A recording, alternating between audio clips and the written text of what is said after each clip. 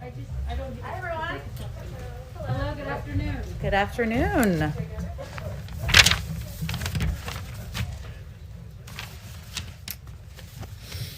We have another special visitor and guest with us here today. The January jobs report, which we all saw came out this morning, is disappointing and underscores the need to act swiftly to deliver immediate relief to American families. The bottom line is our economy is digging out of a hole worse than the depths of the Great Recession moving at a crawling pace. Today we're joined by a member of the Council of Economic Advisors, Bernstein, who will walk through the numbers reported today by the Department of Labor and how they serve to underline the urgency for the President's rescue plan. Go ahead, Jared.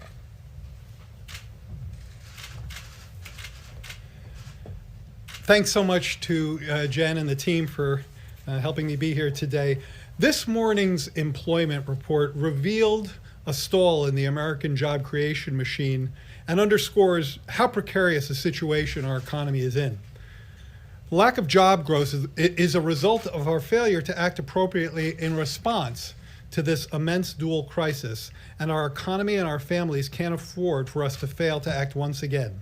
Strong relief is urgently and quickly needed to control the virus, get vaccine shots in arms, and finally launch a robust, equitable, and racially inclusive recovery. Getting to the numbers of the report, the economy added 49,000 jobs in January after losing 227,000 jobs in December. The 3-month trend, I find it useful to smooth out these monthly numbers over a few months, and the 3-month trend is a week 29,000 jobs per month. Downward revisions to the data in November and December totaled 160,000, so those are negative revisions to those months' earlier reports. And the economy, as I mentioned, has averaged 29,000 jobs over the past 3 months. Now, if you compare that to the trend over the prior 3 months, that trend was closer to 1 million. So you see a really very significant downshift in the pace of job creation. This pace is far below the rate necessary to pull us out of the pandemic jobs deficit. There are about 10 million fewer jobs now relative to February. The unemployment rate fell to 6.3%, which still remains almost 3 points above the rate in February 2020 of 3.5% before the pandemic. Over the same period, more than 4 million workers have dropped out of the labor force. If you drop out of the labor force, you're not counted in the unemployment rate. And those dropouts have been disproportionately women. It's clear that there's a need for urgent and sustained action for the duration of this crisis. In January, according to the Bureau of Labor Statistics today, just under 15 million people reported they were, quote, unable to work because their employer closed or lost business due to the pandemic. This number has been about the same since October, after falling in the wake of the implementation of the CARES Act from May to September. Long-term unemployment has risen. This is a great concern of the administration, reflecting the duration of the economic crisis and the fact that the virus was unconstrained during most of last year. Almost 40% of the unemployed in January had been so for half a year, 27 weeks or more. This 40%, that's an elevated rate, and it represents a shift from temporary layoffs to permanent unemployment. Workers of color have been more likely to lose their jobs than white workers. In January, the unemployment rate for black workers was 9.2% and was 8.6% for Hispanic workers, compared to 5.7% for whites and 6.6% for Asian workers.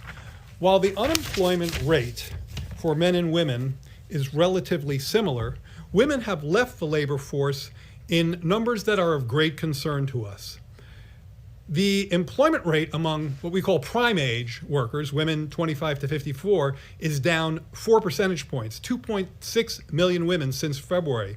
This larger decrease for women is unusual in recessions and likely reflects both the industries that this pandemic has hit, tourism, services, face-to-face industries, leisure and hospitality, restaurants, and increased care responsibilities that have been pulling women out of the labor force.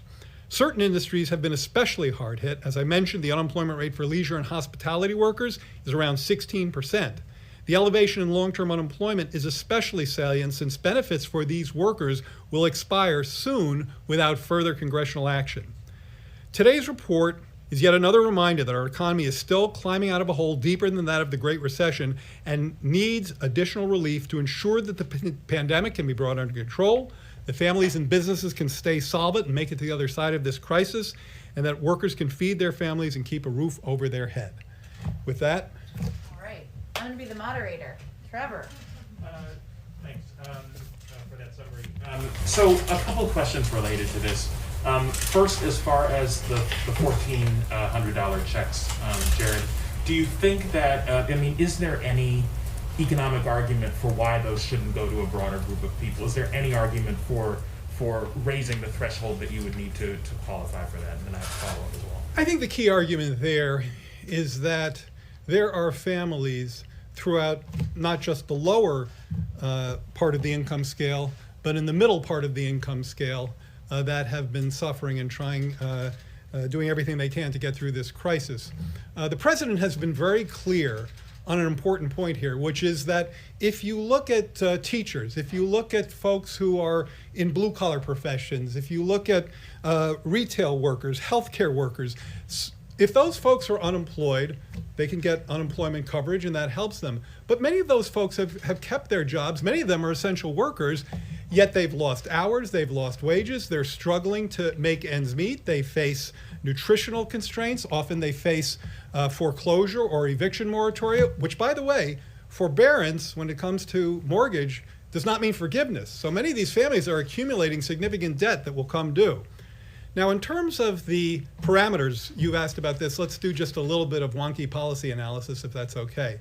There are three parameters in play here when we're talking about the checks. There's the thresholds, where they come in. There's the level. The president has been firm on 1,400 as a level, which, plus the 600 gets you to 2,000. And then there's the phase out. And it's the phase out range that is that I would say is a variable under discussion in negotiations that are ongoing. There hasn't been a conclusion, but as the president has said, he is open to that discussion. But just as far as what is the economic argument for changing those phase-out numbers? Why shouldn't you just go with what you originally proposed? I think the argument is one that we've heard consistently from some critics, which say that those at the very top of the scale, when you get into the realm of $300,000, I think has been mentioned. I think it's arguable that those folks don't need the checks. I think what's important to the president is that we don't lose sight of people in the middle of the income scale who continue to struggle with both the health and economic fallout from this crisis. And these checks target them effectively and efficiently. By the way, this is an important thing that comes from some work by the group ITEP, Institute for Taxation and Economic Policy. If you look at the distribution, who gets the checks, it actually, virtually none of it goes to the very top of the scale, and the vast majority goes to the middle and the bottom. Their percentage gains in income from the checks are double digits compared to those at the top of the scale. So I think that we have to understand that targeting in this case means reaching families at the low end, at the middle end, families who have been hit and are struggling with this crisis. Okay, super quick follow-up. Could I just one more? Do you think that just beyond this bill, that there needs to be more reform around automatic stabilizers, unemployment insurance? Do you need to do more so that the next time we hit something like this, we have a solution?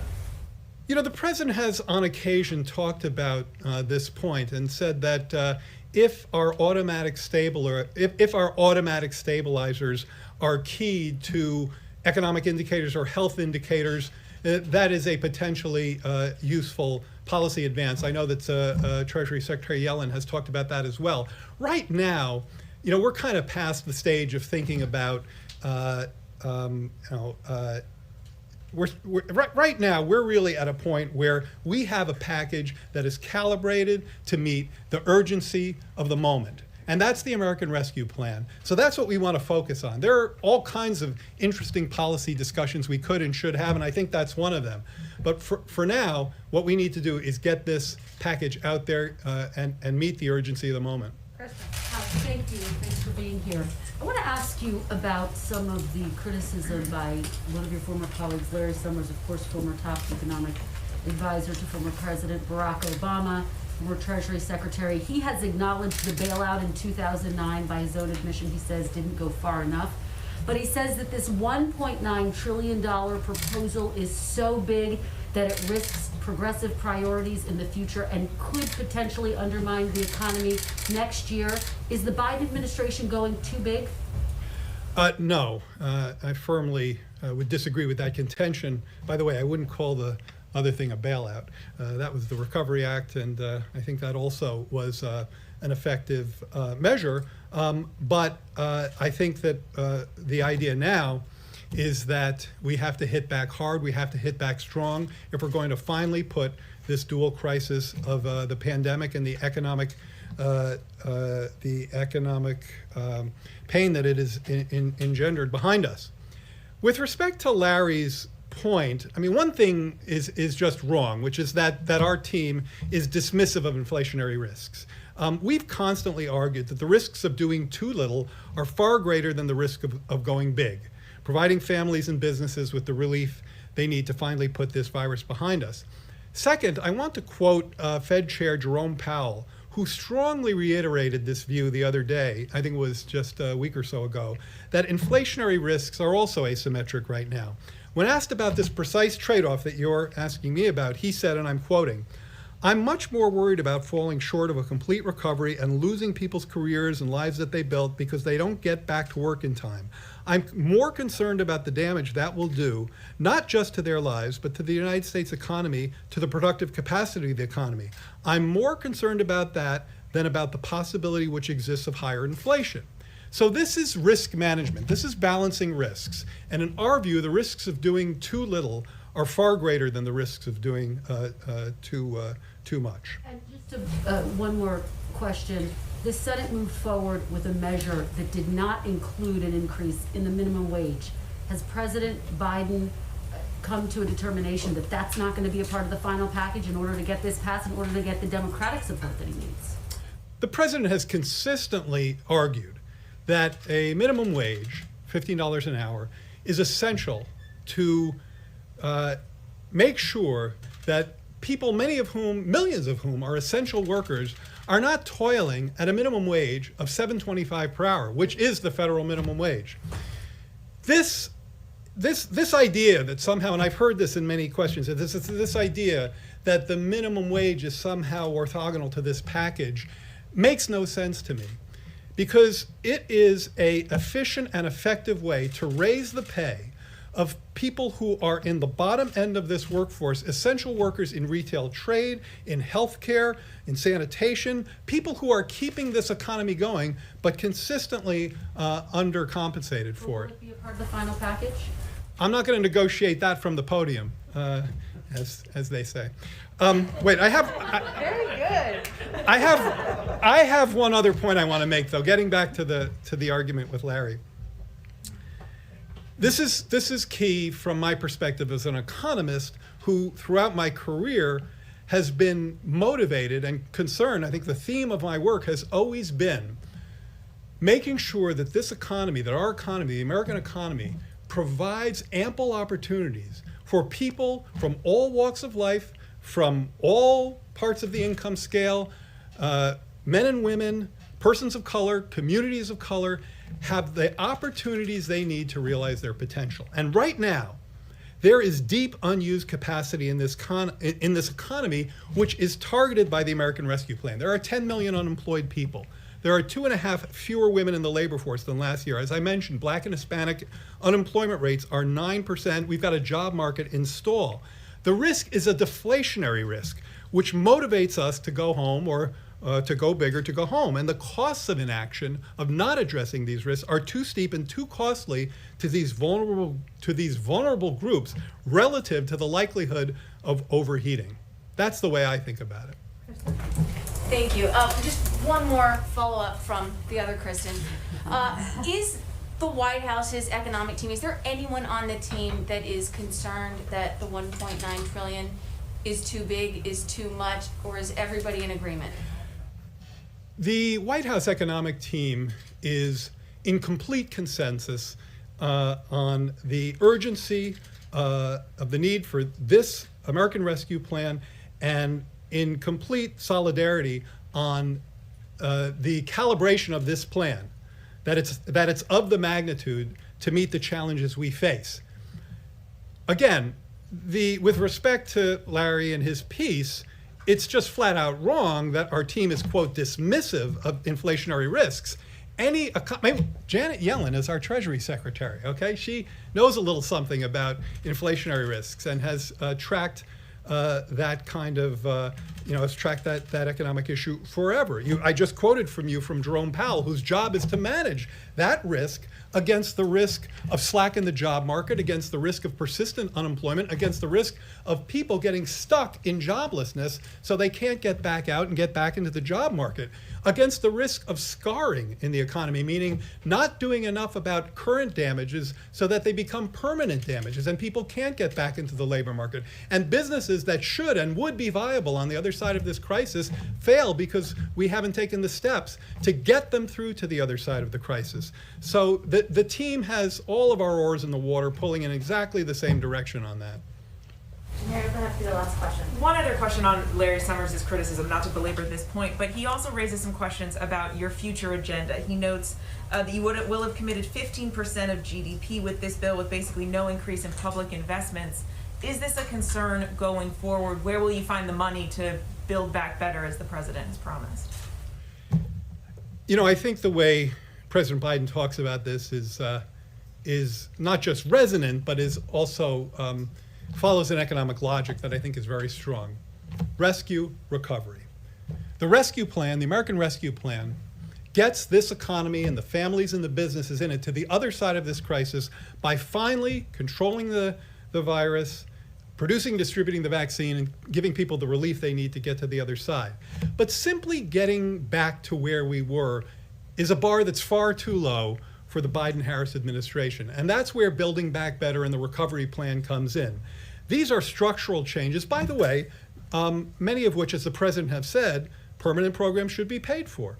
So these are structural programs that, not in a cyclical sense, dealing with kind of getting to the other side of the crisis, but deal with the structural challenges we face in climate, in education, in care, in poverty, in racial discrimination. And I am, an infrastructure, I am wholly confident in this president and this administration's ability to go forth and make a strong case for rescue now, get the economy the other side of the crisis, pursue the recovery, the Building Back Better agenda. As I say, I'm confident about that. One point and then I'll stop. Infrastructure, I get asked about this a lot. And the implication kind of the question is that, well, infrastructure is a Democrat thing and you'll have a hard time with that. Let me tell you a little anecdote. I was testifying sometime a year or two ago in the House. And when I finished my testimony, a couple of Republicans, and I won't name them because this was a private moment, pulled me aside and said, hey, Democrat, come here. And they said, we want to do infrastructure, but we can't do it because our boss, President Trump, doesn't have a plan. The plan was really an asterisk. I guarantee you, there are politicians on both sides of the aisle who are champing at the bit to make investments in public goods in this country, to do an infrastructure bill that repairs not just maintenance, but gets into clean energy, into broadband, into the kinds of investments that you've heard the president talk about. So I am confident that we work on rescue now, we'll get to recovery next. Thank you. Thank you, Jared, so much. Thank you. Thank you. Well, people often ask me what my favorite part of this job is. It's I get to call up Jared Bernstein or Jake Sullivan and talk to them about questions and bring them in here as often as we can, and that's how it should work. I have a couple of items at the top just to go over and update you all on. First, let's see. At 3 p.m. this afternoon, Vice President Harris and Secretary of the Treasury Janet Yellen will hold a virtual roundtable with participants from local Black chambers of commerce from across the country to discuss the importance of passing the American Rescue Plan. Local chamber representatives will share on-the-ground experiences during this crisis, ask the Vice President and Secretary questions, and discuss how small businesses in their community are faring right now and what they need. A brief note on the tragic deaths of 2 FBI special agents earlier this week. Acting Attorney General Monty Wilkinson will lead the delegation to both Special Agent Laura Schwarzenberger's memorial service on Saturday and Special Agent Daniel Alphen's memorial service on Sunday. At the request of the President, Homeland Security Advisor Dr. Liz Sherwood Randall will accompany the Acting Attorney General to Sunrise, Florida this weekend to attend both services. Last item, tomorrow the White House, and I have a week ahead. Tomorrow, the White House will launch a new effort for the president to regularly communicate directly with the American people. This was a question one of your colleagues asked earlier this week. There is a time-honored tradition in the country of hearing from the president in this way, from FDR's fireside chats to Ronald Reagan establishing the weekly presidential radio address. President Biden will continue that tradition, and we expect it to take on a variety of forms. The inaugural edition will be a conversation between the president and Michelle, who lives in Roseville, California, and lost her job at a startup clothing company because of the pandemic. Look for that tomorrow on the White House digital channels. Finally, next week, the president will be focused on engaging with bipartisan groups on the American Rescue Plan and other key priorities, including current vaccine distribution and national security. On Monday, he will virtually tour a vaccination center. On Wednesday, he will visit the Pentagon to meet with the Secretary of Defense. And on Thursday, President Biden will visit the National Institutes of Health. So with that, Zeke. Thanks, Jen. A couple of quick questions for you. Why is the president going to Delaware this weekend? He is from Delaware and has a home there and is going to spend the weekend with his wife and family there. But the guidance from the Centers for Disease Control and Prevention, as you know, in the White House briefing just a couple of hours ago, was big X over airplanes. People should avoid travel. Is there an exception to that policy? Well, the key, Zeke, is ensuring that people don't take steps to make others vulnerable in our effort to get the pandemic under control. As you know, any president of the United States, Democrat or Republican, obviously takes Air Force One, a private plane, when they travel. Delaware is his home, and so he looks forward to spending the weekend there and some time with his family. Changing gears a little bit,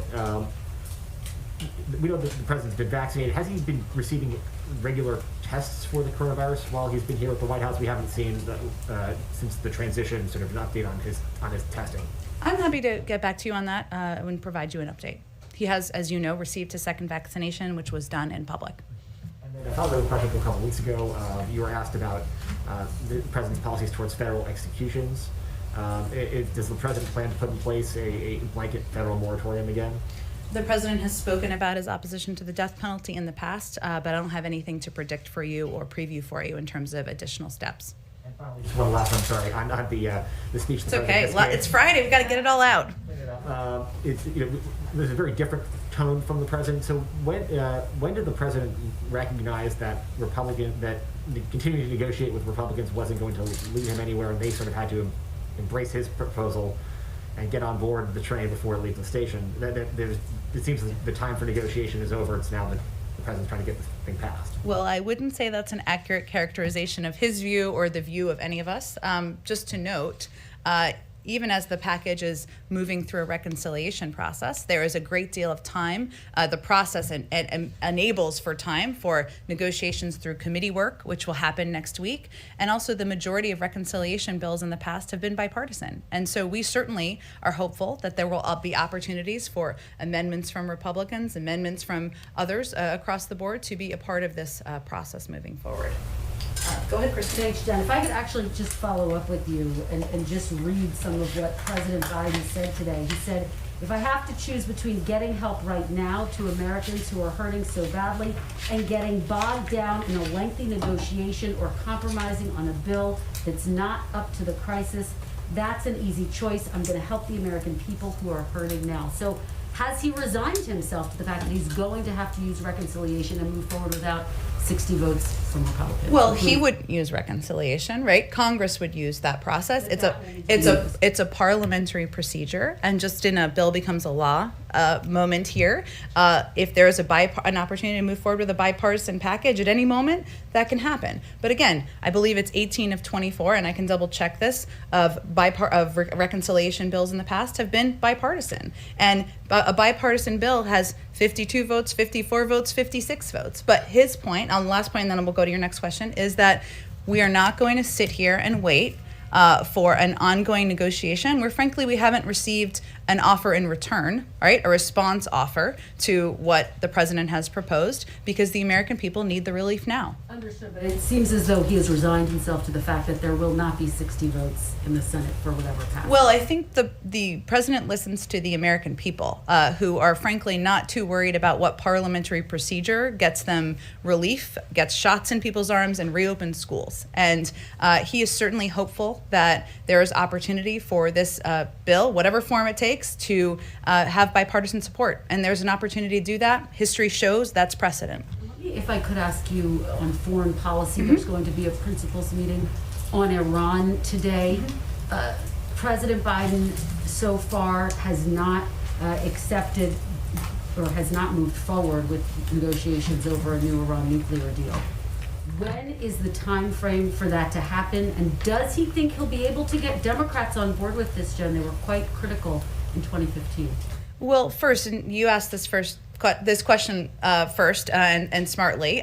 So on this meeting today, and I know that the interagency process is a little foreign in this building and in the government because of the last 4 years. So this is a principals committee meeting. We're not going to confirm every one of these, but for the sake of educating everyone, not in this room, but people who are watching, it's the focus is broadly on the Middle East. I'm sure Iran will be a part of the discussion, as it's an important issue, an important priority for the president and for many of our partners and allies around the world. But this is not a decisional meeting. It's not a meeting where policy will be concluded, and it's not a meeting the President of the United States will be attending. So this is a normal part of the interagency policy process, just as there are meetings about immigration, criminal justice, the economy every single day across government. But on the topic of Iran, understood, given that you say Iran will be raised in this meeting, is there a timeline for when President Biden would like to try to come back to the table and get a deal on the Iran nuclear deal? Well, that's really up to Iran. If Iran comes back into full compliance with the obligations under the JCPOA, the Iran nuclear deal, just for people who don't like acronyms, I personally hate them, but the United States would do the same and then use that as a platform to build a longer and stronger agreement that also addresses other areas of concern. But that will be done in partnership with our P5+1 partners and also through consultation with Congress. And I know I keep saying this, but we are still only 2.5 weeks into the administration. So this is part of how the interagency process should work, where senior members of the national security team are meeting and engaging about a range of issues in the Middle East, those. But otherwise, it's in Iran's court to comply. Go ahead. Thank you, Jen. One more foreign policy question. During President Biden's big foreign policy address yesterday, he didn't really mention Afghanistan. Why not? And where is he on the full withdrawal of U.S. troops from that country? Appreciate your question, because it was not meant to be a comprehensive foreign policy speech, and he will have a lot more to say about foreign policy and his approach to national security in the weeks ahead. But there were a lot of topics that weren't discussed because it wasn't designed to give the overarching Biden doctrine or give his comprehensive view on every issue globally, in part because there are interagency processes that will be ongoing. Consultations with our partners and allies are a key part of our policy development, as is consultations with members of Congress. So there's nothing I have in terms of an update as it relates to Afghanistan at this point in time, but he will have more to say on foreign policy in the weeks ahead. Okay. What is being done about, what is being done, what could be done to provide COVID testing to migrants at the border? Because right now the U.S. Customs and Border Protection is saying that they're having to catch and release some migrants without giving them any kind of COVID test before they're entering the community. So what is being done? What could be done? Are you suggesting they're letting people in across the border without testing them, or just tell me a little bit more about what you're being released? They're having to, because of the executive order that the president signed earlier this week. Which executive? Which one? Rescinding President Trump's policy, which stopped catch and release. They're saying that they're having to release some migrants into the community before they know for sure that they do not have COVID, and they're worried that it could spread in the community. Is there anything being done at the federal level to make sure that this is not contributing to the spread of coronavirus in this country? Well, certainly the reason we've put in a number of protections in terms of travel and otherwise is to keep the American people safe. But I haven't seen that report. I can't validate the accuracy of it, but I'd certainly point you to the Department of Homeland Security for more specifics about what's happening at the border. Go ahead. Thank you. You continue to say that you're hopeful that Republicans will still get on board, that you can achieve bipartisanship. But we haven't seen any movement on the Republican side. The fundamental differences remain the same. What gives you hope and optimism that Republicans are suddenly going to come around here? Well, I think, one, the vast majority of the American people support this package that would bring relief to American families, that would get shots in the arms of the American people, and would help reopen schools. Those are not Democratic ideals. They're not Republican ideals. They are American ideals. So we still keep the door open to seek ideas to make the package stronger from any Republican or other Democrats who want to bring them forward. And given the president's remarks earlier and his change of tone, it does seem that he is now okay if this does happen just with Democratic support, despite those hopes and despite his calls for unity. Well, first of all, the president ran on unifying the country and putting forward ideas that would help address the crises we're facing. He didn't run on a promise to unite the Democratic and Republican Party into one party in Washington. This package has the vast majority of support from the American public. This is something that people want. They want to see it pass. They want these checks to get into communities. They want this funding to go to schools. They want more money for vaccine distribution. He is certainly not, I wouldn't draw that conclusion. He is somebody who is keeping the door open. He will remain engaged with Republicans in the days ahead. As you know from covering the Hill, there's still several steps in the process here to move it forward. We saw even some actions last night in Vote-A-Rama, which is my favorite term of the week, where there was bipartisan support for ensuring the checks were targeted. There was bipartisan, I know somebody asked a question about minimum wage earlier. There actually was bipartisan support on that, including from Senator Bernie Sanders, for making sure that it wasn't implemented immediately. There is bipartisan support for helping small businesses. There's disagreement, certainly on the size, but there is a shared view that the American people need relief, and it is our responsibility to keep the door open to any good ideas that come forward. And on the minimum wage, do you feel that this bill is your best shot at getting through a hike? Does it become more difficult going forward if you can't get it done now? I don't want to get ahead of where we are in the process, but the president believes that increasing the minimum wage is something that would help American families, and it is essential to helping people who are struggling, and something that workers certainly deserve. We will leave it to the Democrats and Republicans in Congress to see if this is possible through the parliamentary process of reconciliation. Go ahead, Karen. Jen, to follow up on that and the quote that Kristen read, but I also want to come back to a vaccine question. Sure. The president said, it's an easy choice between getting help to Americans who are hurting or getting bogged down in negotiations. What's his definition of bogged down? What's a timeline looking like? Like, for him, who's been involved in negotiations for many years, what does bogged down mean?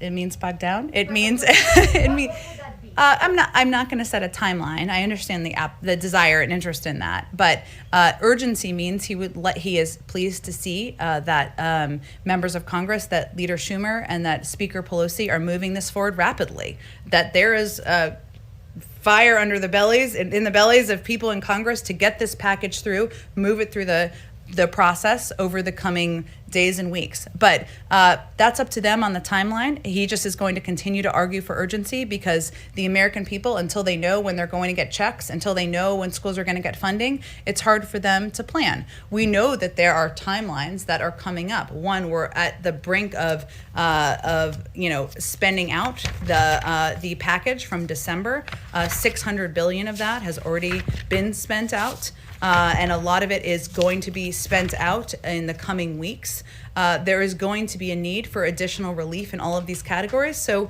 hence the urgency. But I don't have an exact deadline or due date other than let's keep moving. On vaccines. Sure. We're hearing so much in our reporting about frustration across the country with people who are trying to navigate the system. They're signing up on multiple websites through multiple means to hope to win a lottery and get a vaccine appointment. What is the federal government doing right now to address this challenge for so many Americans? And why can't there be a better system so it's easier to just sign up and wait for your turn? We agree with you completely. That it is completely confusing, has been around the country in states and localities. The American people who are just trying to do their job, take care of their kids, homeschool, balance everything everybody's balancing right now, just want to be able to go on a website and sign up for their vaccine. Now, one of the steps we've taken, we announced earlier this week, is of course working with pharmacies to distribute about 1 million doses in order for Americans to be able to do that in certain communities. That's obviously that number is going to be increased over time. That's one way. There are large plans through FEMA to set up large vaccination sites. That is something that is starting to be underway this week. But our focus is very much on increasing communication, ensuring, exactly as you said, that the American people know how, when they can get their vaccine. And we fully agree. There's been a lack of communication, confusion, and we are trying to work out of that hole, but we're only 2.5 weeks in here. So it's in process. Could there be healthcare.gov, but for vaccines? Jeffrey Zients obviously has a lot of experience with that. Could you do a federalized system? As does Andy Slavitt, some people back from the healthcare.gov days. Look, I think there are a range of options under consideration. I have not heard them suggest that, but they are very open and discussing every day ways to make this more accessible, clearer to the American people, and they just want to do it in a way that's effective and efficient and reaches local communities where people are trying to get vaccinated. Go ahead. Yeah, I know you just said you wanted to refrain from giving a timeline on the COVID relief bill and its passage. But outside an hour ago, Speaker Pelosi said absolutely when asked if the COVID stimulus would pass by March 15th. Is that, do you also share that confidence that it would pass by mid-March when those unemployment benefits run up? Never doubt Speaker Pelosi and anything she says. That's kind of a lesson I've learned in Washington. She is a powerful and fierce force up there. We're not going to set a timeline from here. It is a bill that would be passed by Congress, of course. Speaker Pelosi is, the Speaker of the House. So certainly we would defer to her, and the President looks forward to signing the bill when it comes to his desk. Do you feel an urgency to get it passed by that date, though? We feel an urgency to move it forward as quickly as possible. And I think what you're referring to is kind of the unemployment cliff that will hit in March. But certainly we would like to see action as quickly as possible, as we've been saying, but I'm not going to set a new deadline from here. Obviously, we're working closely with Speaker Pelosi and Leader Schumer, every day. Go ahead in the way back. Thank you very much, Jen. Happy Friday. Happy Friday. Two Asia questions, if I may. Sure. On engaging with China, yesterday President Biden said he will work with allies and partners. However, also on yesterday, French President Macron said, quote, "A situation to join all together against China. This is a scenario of the highest possible conflictuality. This one, for me, is counterproductive," end quote. So what exactly does President Biden expect from the U.S. allies? From our U.S. allies? Well, we are going to work in close consultation, of course, in partnership with our U.S. allies on a range of issues. We talked about Iran a little bit earlier in the briefing. Of course, strategic competition with China is part of that. But I can only really speak for what our policy is here from this White House and the United States. This administration sees the United States as engaged in strategic competition with China, and technology is a central domain of that competition. We should have no illusions about China's objectives, which are to undercut America's long-standing technological advantage and to displace America as the global leader in cutting-edge research and development and the technologies and industries of the future. The national security and economic consequences of allowing that to happen are simply unacceptable. That's certainly what the president conveys in his conversations with our partners and allies. But this is a major reason why the president's committed to making major investments in science and technology research and development, as well as supply chain security. And we will leverage the full breadth of authorities available to us to protect U.S. national and economic security interests. That's our position here, and obviously he will communicate that to allies and partners as he's having engagements with them. Did you have a second question? Actually, Asian American women actually have the highest jobless rates for the past 6 months. And the report indicates that because of racism during the pandemic against them. So other than sign the memo, what President Biden can do to reduce the racism against Asian Americans and help them to actually find a job or to deal with their current situation? Well, certainly one of the things that he can do is speak out against racism of any form, but also how it impacts a range of communities. Asian Americans, of course, communities of color. And one of the factors we've seen in data about COVID, of course, is that the pandemic has had an undue impact on many communities, including many communities of color. I don't have the exact data on Asian American communities specifically, though I'm happy to check on that. But his focus is on getting the pandemic under control in order to help provide a bridge to economic relief and recovery, and that's one of the ways he can help address that. Go ahead. Thank you, Jen. I have two rather quick questions, then a little bit more meaty one, if that's okay. I like the setup so I can know what to prepare for. Go ahead. Okay, so the first quick one. I'll frame it as a yes, no, or maybe, perhaps. I never like those questions, but go ahead. Will President Biden use the power of the bully pulpit to help cajole teachers who are unwilling to go back to schools to go back? Well, one, I'm just going to reject the premise of the question. I will say I have teachers in my family, as I'm sure many of you do. They are the first people to tell you that teaching in the classroom and being able to engage with kids in the classroom, or middle schoolers or high schoolers in the classroom, it makes their job more enjoyable, makes them more effective at what they do. The president is absolutely committed to reopening schools. He wants them not just to reopen, but to stay open. And he wants to do that in a safe way. And we're going to rely on CDC guidance, which again is not officially out yet, to determine the best way to do it. But there are several mitigating factors that we've seen in data to date that will help make it safe.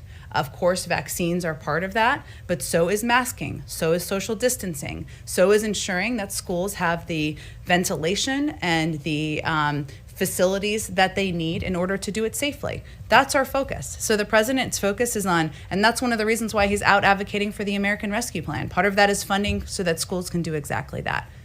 That sounded like a yes with an asterisk. Safely. If you are the spokesperson for the White House, you could certainly say that, but you are not. But you can ask me another question. My second quick question is last year, OMB and the Justice Department made it so that 3 cities, New York, Seattle, and Portland, could be disfavored for federal grants. They were deemed, quote, anarchist jurisdictions for allegedly tolerating rising crime or violent protest.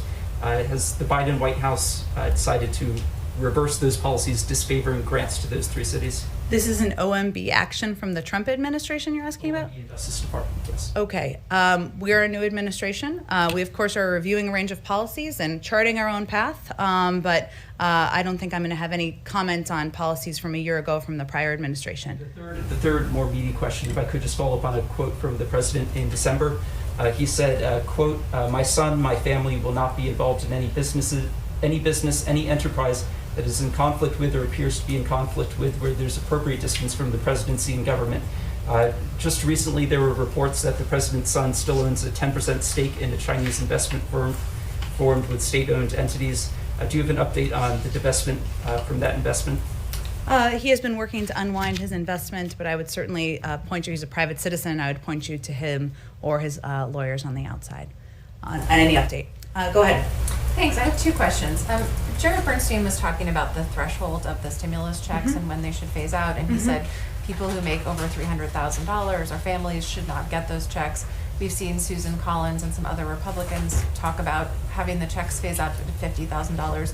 What is the White House's position today on when those checks should start to phase out and who should not be eligible for them? There's an ongoing discussion about it, and it is an active discussion. The decision a final conclusion has not been made. As Jared was saying, those conversations are happening with Democrats and Republicans. And as I said kind of the other day, but it still is the status today, the president is firm on the necessity that people receive who are eligible $1,400 checks. He's not movable on that becoming smaller, but there is a discussion, as Jared said, about the phase out and what that looks like. Now, that doesn't mean that somebody making that it's a dead cutoff. It means that it will be phased out to slightly less than that amount at whatever the cutoff is. But those are ongoing discussions, and a final decision hasn't been made. Secondly, there has been a lot of discussion today. President Biden talked about the 2009 stimulus package and lessons that he and other people learned from it. What are some other points of economic crisis that the Obama administration dealt with that President Biden has drawn lessons from? Is it from the auto bailout? There was so much that people were dealing with at that time. What other economic crises did he draw lessons from, and what are those, and how is he applying those to the situation today? Well, it's a very interesting question. I have not had this in-depth discussion with him about the impacts of the Obama administration policies on his thinking. I can say broadly speaking, because there are people who, of course, a number of us who had served in the prior administration.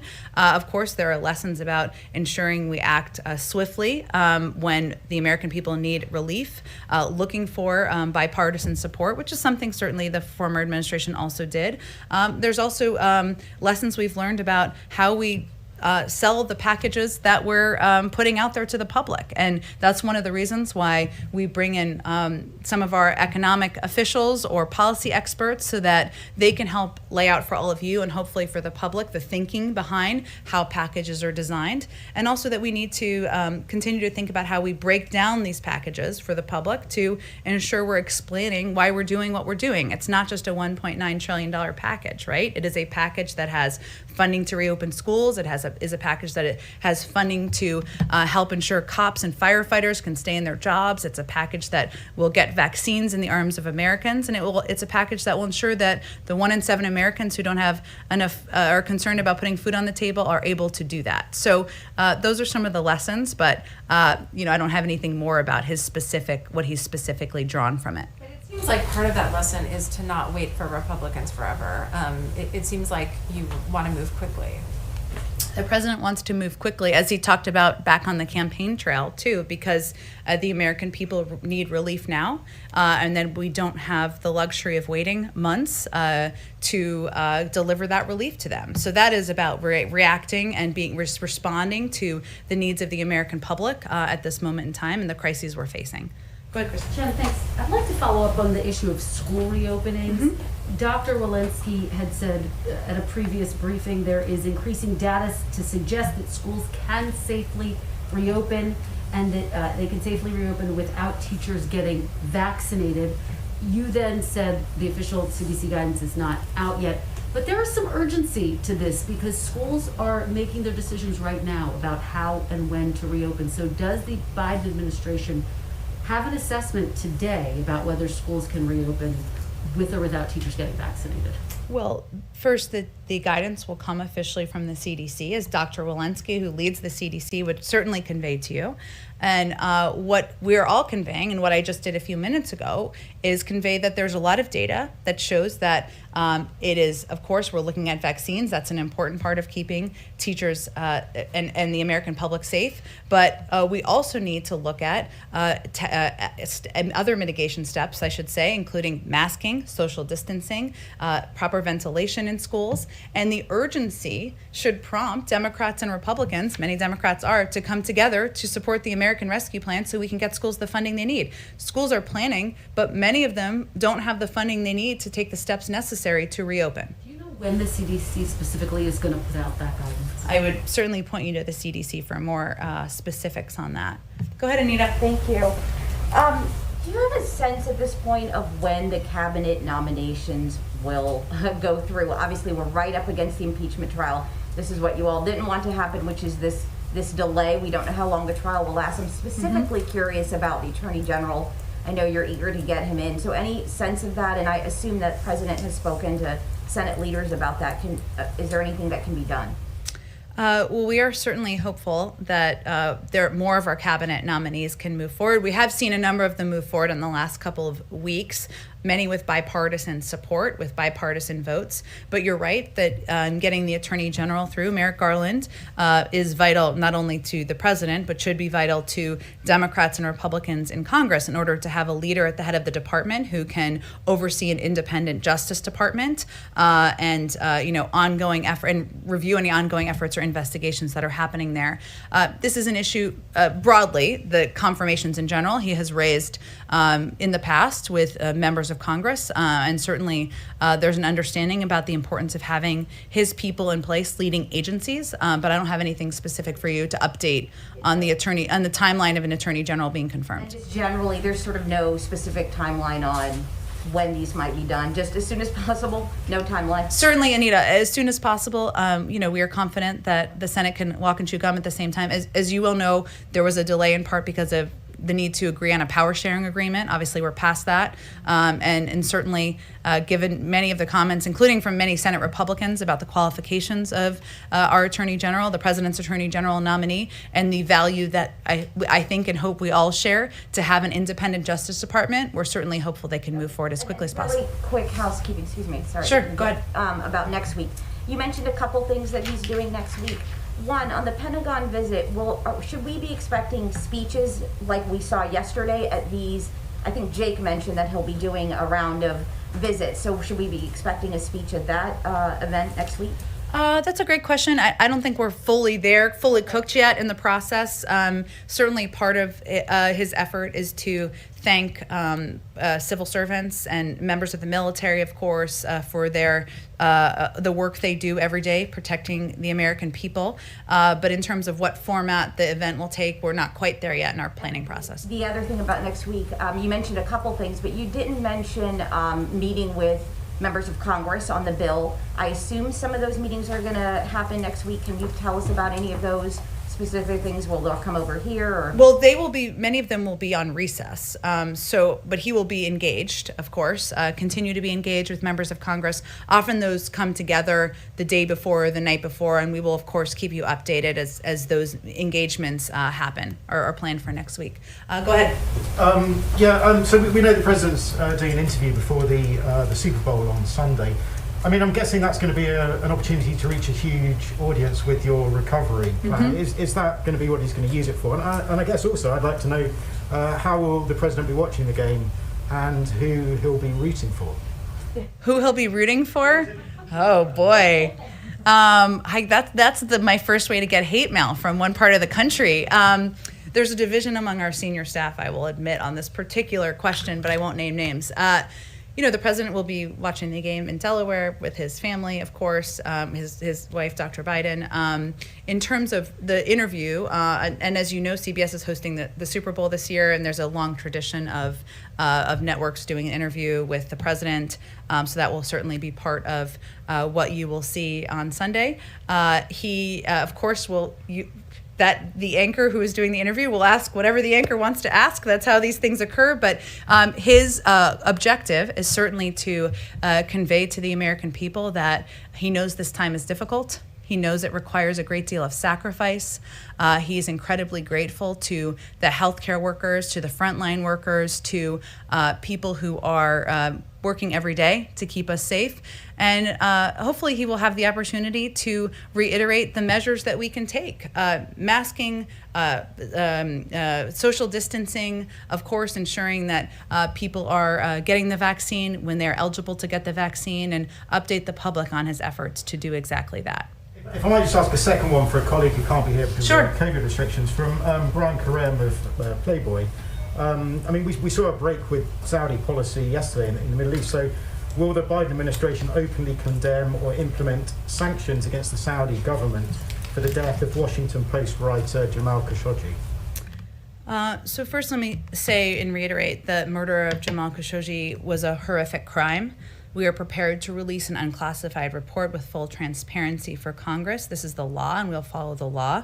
Of course, the Office of the Director of National Intelligence would have further details, and I would refer you to them for additional specifics. We, of course, expect Saudi Arabia to improve its record on human rights. That includes releasing political prisoners, such as women's rights advocates for Saudi jails. We're encouraged by the release yesterday of 2 dual national American Saudi citizens. We hope to see further progress over the next coming months. And as noted in a couple of areas we've talked about, there's an ongoing review, of course, of our policies. You saw the president make an announcement yesterday about our engagement in Yemen, which of course is directly connected. But again, there'll be ongoing discussions and reviews by our national security team, and I don't have any policy decisions to read out for you or predict for you at this point in time. Go ahead in the back. Thanks, Jen. And I have 2 questions as well. Sure. And keeping with the economic theme of the day, my first question. Given the most recent job numbers and the continued unemployment and what you had to say today about particularly how minority communities have been affected, is this the right time to increase the number of refugees coming into the country and to also ease immigration and border restrictions? Well, the president fundamentally believes that having a humane and moral immigration system in place strengthens our country, strengthens our economy, and many business leaders across the country have said exactly the same thing. The most powerful step that can be taken now is to pass the American Rescue Plan, because that is a step that economists across the board have said would help expedite economic recovery, help expedite getting people back to work. And without it, we will be years behind, according to a lot of economic data, where we need to be. And then from the public health aspect of it, considering the coronavirus numbers are still where they are, the president has enacted more restrictions on travel restrictions, including South Africa. How does that play into it with his immigration and refugee policy? Sorry, I'm not sure I'm understanding your question. Well, I mean, considering the coronavirus numbers where they are and that we're doing more restrictions on travel, does that not also then affect refugee policy and immigration, bringing more people into the country, sort of following up on Kristen's? Well, the refugee policy is increasing the cap. It doesn't change what our travel restrictions or our travel policies are. And of course, those are put in place to keep the American people safe. But those are not meant to do anything other than take necessary steps at this moment in time based on the advice of health and medical experts on where we need to restrict travel from. Obviously, when it's safe to undo those restrictions, our health and medical team will advise us on exactly that. And then my second question, this is going to the Pentagon. This week, the Secretary of Defense announced a stand down for the military to discuss extremism and extremist ideology. Why would the military need to stand down from enemies foreign and abroad to have these discussions? Well, my bet is that Secretary Austin and my friend John Kirby would disagree with your assessment there, but the president has tasked an overview and a review of domestic violent extremism in the country. That's coming directly from him, happening in the White House. I know that my friend John Kirby has a briefing later this afternoon, and I'd certainly encourage people to ask them more about those plans. Just to further on that, Jake Sullivan mentioned the focus on domestic terrorism yesterday from this administration. I think a lot of people want to know, how does this administration define the term domestic terrorist? In what way? Well, does that include Antifa specifically? How do you set those parameters for domestic terrorists, especially as we see, a lot of focus on the January 6th, maybe not as much focus on some of the extremism and violence in the Northwest? Well, I've answered a version of this question a couple times before, but I know everybody's not in the briefing room every day. The reason we have the review, which is not a political review, but is a review done by our national security team, something tasked, again, to take a review of domestic violent extremism, will cover incidents across the board. When they have concluded that review, I'm sure they'll have more to say on it. Okay, go ahead, Trevor. I think I've been skipping you unintentionally. I'm sorry. Just one quick foreign policy question. Just talking about Iran and China and the need to have allies that are willing to go into those kind of thorny issues with you. there's been some reporting that the EU commissioner is going to have a phone call with President Biden and propose a 6-month truce on trade tariffs. And I'm just wondering if he's open to that and whether that would give you a united front going into some of these issues. I know there's a lot of interest in trade tariffs, and that's also under review now. I don't have anything to preview for you. I can follow up with our team on plans for a call with the EU commissioner, and if that's being planned, we will, of course, provide you with a readout.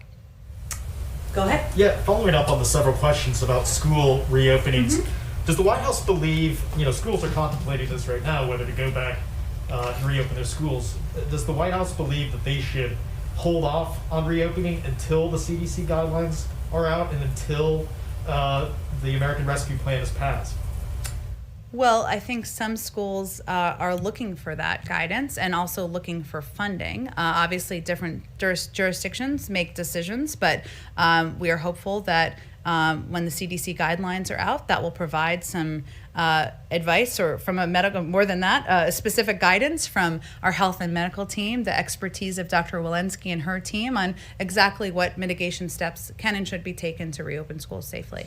But for schools in the moment right now, weighing whether they should reopen, you don't have a recommendation one way or the other, just to wait for the guidelines, or just trying to clarify? We'll have I'm not going to get ahead of what the guidelines are. I think there are different jurisdictions that make different decisions. A lot of school districts are certainly waiting for those guidelines, but also waiting for additional funding so that they can reopen schools safely, make sure teachers are safe, students are safe, and families can feel confident in their kids being at school. Go ahead. Thank you. Following up on one of the questions from earlier, and then I have a foreign policy question too, but is there any update on the state of a large-scale public sort of PR media campaign supporting the vaccination effort, or is it difficult to do that without knowing whether or not the inventory is sufficient enough to actually tell people to go to CVS or Walgreens or wherever they may be supposed to go? Well, certainly part of our commitment is to launch a massive public affairs campaign, which is something we've talked about a little bit in here. It takes a little bit of time to get all your ducks in a row to get that going. But part of what we're also trying to do is utilize our experts to be out there publicly, do these briefings 3 times a week to, as Karen was asking about earlier, provide more accurate and clear information to governors so that they can also communicate with communities, empower local medical experts and doctors so that they can communicate more clearly with their communities, which are some of the most trusted sources. We've had a lot of officials out on local television, doing local television interviews. So even as we're preparing for more of a widespread, or broad scale, I should say, public campaign, we've also had a number of members of our team doing everything we can to communicate effectively and efficiently on this particular issue. And the foreign policy question, sometime overnight during the vote-a-rama in the Senate, there was a... You just wanted to use that word, I know it. There was a 97-3 vote in favor of supporting the location of the U.S. Embassy in Jerusalem. Is there a position in terms of the Biden administration as to whether or not the Trump administration's actually implementation of the Jerusalem Embassy Act should be maintained, or whether it might move back to Tel Aviv? It's a great question. I have not talked to our national security team about it. I will venture to do that and circle back with you directly. Thank you. Thank you, everyone. Happy Friday. Thank you.